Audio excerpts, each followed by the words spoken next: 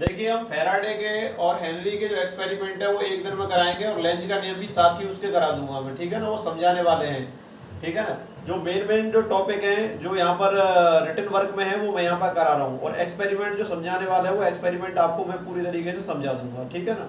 तो मैं ये मेन टॉपिक लिया है मैंने, प्रेरित धारा एवं प्रेरित आवेश। इससे पहले एक लेंज का नियम है वो अभी मैंने नहीं पढ़ाया आपको, मैं उसको भी पढ़ाऊंगा, ठीक है। तो प्रेरित धारा एवं प्रेरित आवेश, तो यहाँ लिखते हैं फैराडे का नियम हम जानते ही हैं। फैराडे का नियम हमने आपको लास्ट वीडियो पढ़ाया था। फैराडे के नियम से, फैराडे के नियम से एन फेरों वाली कुंडली में प्रेरित विद्युत वाहक बल, ठीक है। तो यहां से प्रेरित विद्युत वाहक बल का फैराडे का नियम है epsilon equals to minus N D five E upon क्या होता है, dt, ये होता है, ठीक है ना। यदि कुंडली का क्षेत्रफल कैपिटल ए, चुंबकीय क्षेत्र की दिशा, चुंबकीय क्षेत्र बी होता है, बी की दिशा में हो तो फाई बी बराबर क्या होता है, बी डॉट ए, ये पढ़ाया गया है। चुंबकीय फ्लक्स फाई बी बराबर बी ए, ये होता है, ठीक है ना। और epsilon equals to minus N D five B upon D T, ये होता है। अब एक काम करें कि D five B upon D T यहाँ लिखा हुआ तो फाइव बी की जगह पर इसको बी ए लगा दीजिए।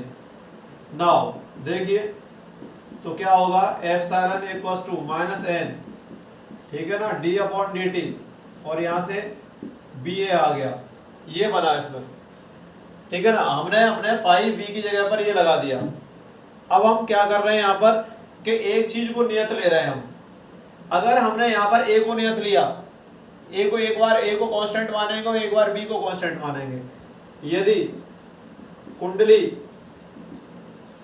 का क्षेत्रफल कैपिटल ए नियत हो तो, कुंडली का क्षेत्रफल एक नियत हो तो ये epsilon equals to minus N, और नियत वाले को पहले लेते हैं तो ए यहाँ आ गया, तो डी वी अपॉन कितना हो गया यहाँ से डी टी, ये बना, ठीक है। एक तो ये बना इसमें इतना, ठीक है। जब हमने क्या नियत माना, कुंडली का क्षेत्रफल कैपिटल ए को नियत मान लिया। अब हम बी को नियत माने, यदि कुंडली का चुंबकीय क्षेत्र बी नियत हो। अब बी को नियत माना तो देखिए क्या होगा, epsilon equals to minus N, और यहाँ पर आ जाएगा बी, और डी ए अपॉन क्या हो जाएगा यहाँ से डी टी, ये बन गया यहाँ पर देखिए। तो epsilon equals to minus N D N B into D A upon D T, ये बना, ये दोनों स्थिति आ गई। तो epsilon equals to minus N A D B upon D T, ये हो गया। Epsilon equals to minus N B D A upon D T, ये बना अभी। अब देखिए यहां से आगे, यहां तक मैंने नियत मान लिया। यदि कुंडली के संपूर्ण परपथ का प्रतिरोध कैपिटल आर हो, यदि कुंडली के संपूर्ण परपथ का प्रतिरोध कैपिटल आर हो तो प्रेरित धारा निकालेंगे हम यहां से, ठीक है ना। तो प्रेरित धारा क्या होगी, देखिए I बराबर, धारा I होता है और एप्सिलॉन अपॉन क्या होगा आर, प्रेरित विद्युत वाहक बल बटे प्रतिरोध। जैसे ओम का नियम पढ़ा है ना, B बराबर आई आर, तो I बराबर B अपॉन आर होता है। इसी तरीके से यहाँ पर हम प्रेरित विद्युत वाहक बल बटे प्रतिरोध रहेंगे, तो I बराबर एप्सिलॉन अपॉन आर हो जाएगा, ठीक है। तो एप्सिलॉन यहाँ से देखें, epsilon equals to minus N, और ये डी फाइव बी अपॉन क्या है ये डी टी, ये इतना इसका सूत्र है। ये क्या है, फैराडे का नियम है। वैसे लेंज और फैराडे का नियम दोनों का कहलाता है, माइनस की वजह से लेंज का नियम भी बन जाता है इसमें, तो आई बराबर यहाँ से क्या आ गया, एप्सिलॉन का मान यहाँ से लगा दो तो माइनस एन अपॉन क्या होगा आर, और ये हो जाएगा डी फाइव वी अपॉन कितना हो जाएगा डी टी। तो ये प्रेरित धारा का मान ये आया आई बराबर minus N upon R into D five V upon D T. ये प्रेरित धारा का मान आ गया, ठीक है ना। अब ये प्रेरित धारा आ गई। अब देखिए ये प्रेरित धारा का एक टॉपिक है, प्रेरित धारा आ गई। अब हमें क्या निकालना है आगे, प्रेरित आवेश। तो यहां से मैं डालता हूं हेडिंग प्रेरित आवेश, प्रेरित आवेश, ठीक है ना। तो प्रेरित आवेश यहां से निकालेंगे तो क्या होगा, देखिए आई बराबर एक फॉर्मूला पढ़ा है, Q बराबर आपने पढ़ा है Q बराबर आई टी, ये पढ़ाया करें Q बराबर आई टी। तो आई बराबर क्या हो जाएगा Q अपॉन टी। तो यहाँ लिखेंगे हम डी क्यू अपॉन कितना लिख सकते हैं डी टी। तो आई बराबर D Q upon D T ये लिख दिया मैंने इसमें। Q बराबर आई टी से लिखा है तो आई बराबर डी क्यू अपॉन कितना लिख दिया डी टी। तो यहाँ से कितना हो जाएगा ये डी क्यू बराबर आई इंटू डी टी, ये बन गया, ठीक है। तो यहाँ से देखिए डी क्यू बराबर आई का मान ऊपर लिखा हुआ है ये प्रेरित धारा, तो यहाँ माइनस एन अपॉन आर और डी फाइव वी अपॉन कितना हो गया डी टी, और यहाँ पर कितना हो गया डी टी। डी टी से आप डी टी को काट दीजिए, डी टी को आप डी टी से काट दें तो यहाँ से कितना बन जाएगा ये डी क्यू बराबर minus N upon capital R, और यहाँ हो जाएगा डी फाइव वी। तो डी क्यू बराबर minus N upon R D five V, ये बना यहाँ से यहाँ तक, ठीक है। अभी तो ये आवेश नहीं निकला, प्रेरित आवेश नहीं निकला, क्योंकि क्यू का मान हमें निकालना है। यदि चुंबकीय फ्लक्स में परिवर्तन, चुंबकीय फ्लक्स में परिवर्तन होगा तभी निकलेगा। चुंबकीय फ्लक्स में परिवर्तन स्टार्टिंग में कितना था चुंबकीय फ्लक्स 5v1, पहला था कितना 5v1, चुंबकीय फ्लक्स कितना मैंने मान लिया 5v1 से कितना हो जाता है से 5v2 तक होता है। कहां से कहां तक परिवर्तन होता है 5v1 से 5v2 तक। तो ये निम्न सीमा हो जाएगी और ये उच्च सीमा हो जाएगी। तो यहाँ पर ये इंटीग्रेशन फॉर्म बन रही है, ये क्या बन रही है, ये डी क्यू बराबर minus N upon R D five V, ये कौन सा बन रहा है समाकलन रूप बन रहा है। तो इस समाकलन रूप को हम कैसे परिवर्तित करेंगे, देखिए। तो यहाँ से मैं ऊपर से यहाँ से हटा देता हूँ उसको, तो देखिए क्या बनेगा ये वाला पद है। तो यहाँ लिखते हैं दोनों ओर का समाकलन करने पर समाकलन कर दीजिए। तो यहां से देखिए ये क्या हो जाएगा डी क्यू बराबर यहाँ से एन अपॉन आर यहाँ ले लीजिए और समाकलन करेंगे तो लिमिट लगाएंगे। तो लिमिट कहां से कहां तक होगी 5v1 ये लोअर लिमिट है और 5v2 ये अपर लिमिट है। तो यहाँ से 5v1 से 5v2 तक लगा दीजिए, ठीक है ना। और यहाँ पर क्या लगाएंगे d5v, ये d5v लग जाएगा इसमें यहाँ से, ठीक है ना। तो यहाँ से dq का इंटीग्रेशन क्या होगा q, और ये हो जाएगा माइनस एन अपॉन आर, ठीक है। अब d5v का ये d5v लिखा हुआ है तो d5v का इंटीग्रेशन हो जाएगा 5v, ठीक है 5v, और लिमिट यहाँ से कितनी लगेगी, यहाँ से 5v1 से 5v2 तक ये लिमिट लग जाएगी।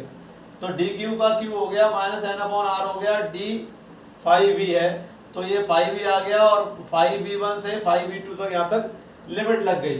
तो यहाँ से q बराबर हो गया माइनस एन अपॉन आर, ये अपर लिमिट है, उच्च सीमा कह सकते हैं इसको, उच्च सीमा, ठीक है। और ये हो जाएगी आपकी निम्न सीमा, ठीक है। तो पहले हम उच्च सीमा लगाएंगे, उच्च सीमा 5v2 लगेगा, सॉरी 5v2 माइनस क्या हो जाएगा 5v1, ये बना। या तो यहां तक लिख सकते हैं आप इसको, ठीक है ना। इसको ये आ गया आपका प्रेरित आवेश q बराबर minus N upon R bracket में 5v2 माइनस 5v1, या इसको ऐसे भी लिख सकते हैं, माइनस को अंदर भेज दीजिए आप। तो यहां से मैं इसको इरेज कर देता हूं नीचे से। तो देखिए q बराबर यहाँ से क्या आ गया, माइनस को अंदर भेजिए तो यहाँ रह गया n अपॉन आर, और ये माइनस का हो जाएगा ये प्लस का, माइनस 5v2 और ये प्लस हो जाएगा 5v1। तो ये बन जाएगा यहाँ से q बराबर n अपॉन आर, ठीक है। तो ये हो जाएगा 5v1 माइनस 5v2। तो ये बन गया आपका प्रेरित आवेश। या तो इसको लिख सकते हैं प्रेरित आवेश, या फिर इसको आप प्रेरित आवेश लिखा जा सकता है। तो देखिए इससे हम क्या कह सकते हैं कि उपर्युक्त समीकरण से स्पष्ट है कि प्रेरित आवेश का मान, किसका मान, प्रेरित आवेश का मान फ्लक्स परिवर्तन पर निर्भर करता है। किस पर निर्भर करता है, फ्लक्स परिवर्तन। क्योंकि ये देखें आप, फ्लक्स पे परिवर्तन हो रहा है 5v1 से 5v2 तक, ये फ्लक्स परिवर्तन हो रहा है, इसमें dt से भाग नहीं लग रहा। अगर dt से भाग लग रहा होता तो दर पर भी निर्भर करता, लेकिन ये फ्लक्स परिवर्तन की दर पर निर्भर नहीं करता है। तो हम यहाँ पर लिखेंगे उपरोक्त समीकरण से स्पष्ट है कि प्रेरित आवेश का मान फ्लक्स परिवर्तन पर निर्भर करता है, फ्लक्स परिवर्तन की दर पर नहीं। क्योंकि यहाँ पर dt नहीं लग रहा है इसमें, अगर dt से भाग लगा होता तो फ्लक्स परिवर्तन की दर होती।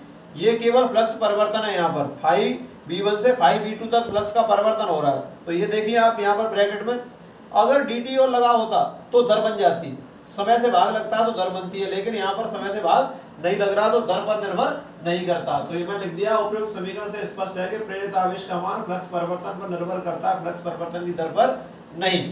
तो फ्लक्स परिवर्तन की दर पर निर्भर नहीं करता है। तो ये आपका एक पूरा टॉपिक हो गया। ठीक है, अब आगे चलते हैं। इसके नीचे एक एग्जाम्पल है, एग्जाम्पल 9.5 और पेज नंबर 201 पर है। ठीक है ना, पेज नंबर 201 पर है और 9.5 एग्जाम्पल है। इसको मैं यहाँ सॉल्व कर रहा हूँ। देखिए, तो इसी पर बेस्ड है जो अभी हमने आपको टॉपिक कराया है। तो 1.6 सेंटीमीटर स्क्वायर क्षेत्रफल तथा 50 फेरों वाली एक कुंडली को 0.3 सेकंड में 1.8 टेस्ला के चुंबकीय क्षेत्र में इस प्रकार रख दिया जाता है कि इसका तल चुंबकीय क्षेत्र रेखाओं के लंबवत है।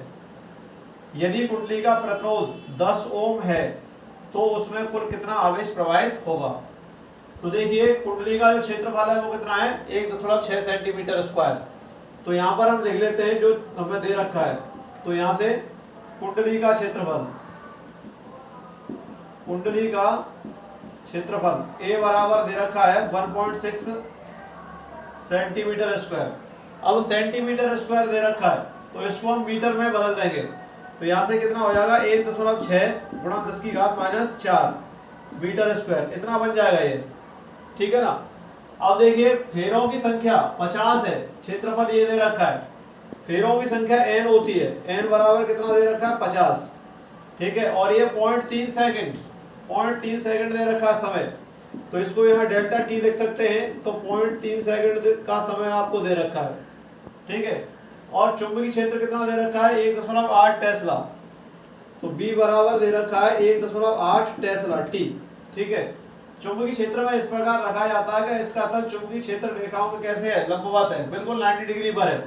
यदि कुंडली का प्रतिरोध R बराबर दे रखा है 10 ओम हो तो उसमें प्रवाहित आवेश का मान बताइए। तो आवेश पूछा गया है यहाँ पर, तो यहाँ पर Q बराबर क्वेश्चन मार्क।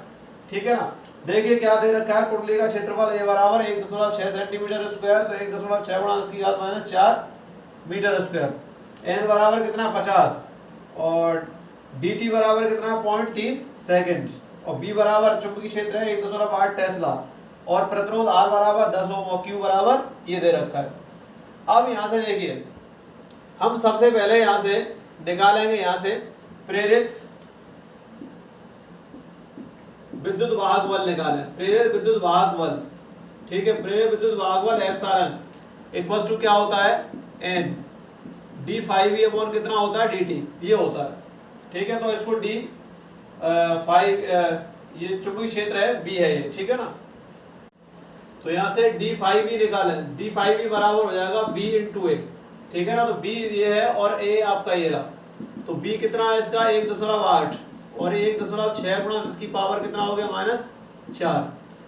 तो यहाँ से देखिए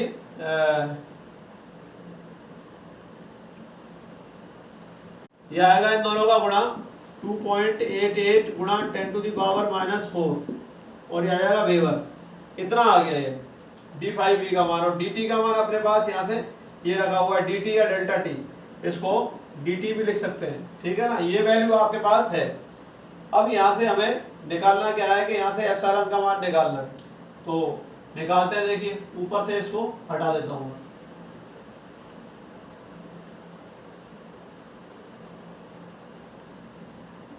तो देखिए प्रेरित विद्युत भागबल epsilon equals to minus N D five V upon D T ये लेंगे।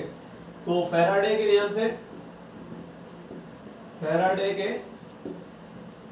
से epsilon equals to minus N D five V upon कितना हो गया डी टी, ठीक है ना। तो epsilon equals to minus N का मान फेरों की संख्या कितनी है यहाँ पर, फेरों की संख्या 50 ये हो गया।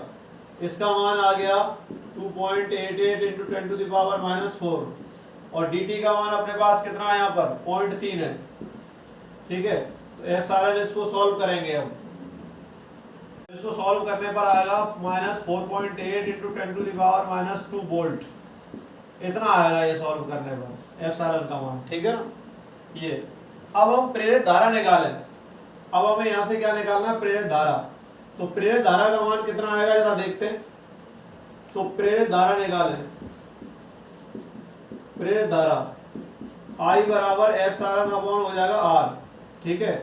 तो इसको मॉड में ले लीजिए प्लस में, क्योंकि धारा प्लस में आएगी। तो ये हो जाएगा 4.8 इंटू 10 टू द पावर -2 और अपॉन R का मान कितना है 10, ठीक है ना। तो यहाँ से कितना आ जाएगा I बराबर ये आ जाएगा 4.8 into 10 to the power -3 ampere, ठीक है। तो प्रेरित धारा इतनी आ गई, ठीक है। ये पावर में बदल जाएगा ऊपर, I बराबर 4.8 10 टू द पावर -3 एम्पियर, इतना आ जाएगा ये, ठीक है। अब आगे चलते हैं, हमें प्रेरित आवेश निकालना है। तो प्रेरित आवेश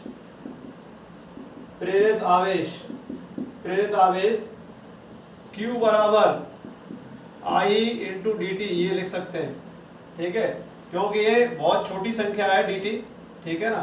तो यहाँ से Q बराबर I इंटू डेल्टा टी भी लिख सकते हैं। तो Q बराबर I का मान कितना है 4.8 इंटू 10 टू द पावर -3 और dt का मान कितना है 0.3, इतना है, ठीक है। तो गुणा कर दीजिए आप इसमें। तो Q बराबर 8 × 24, 4 हासिल की 2, 3 चौक 12 और 2 14, ठीक है, ये बना। और ये 2 के बाद 10 10 टू द पावर -3 और ये आ जाएगा कूलम, ठीक है। तो Q बराबर 1.44 गुणा 10 की घात -3 कूलम, ये इसका आंसर होना चाहिए। यहाँ तक इसका आंसर होगा।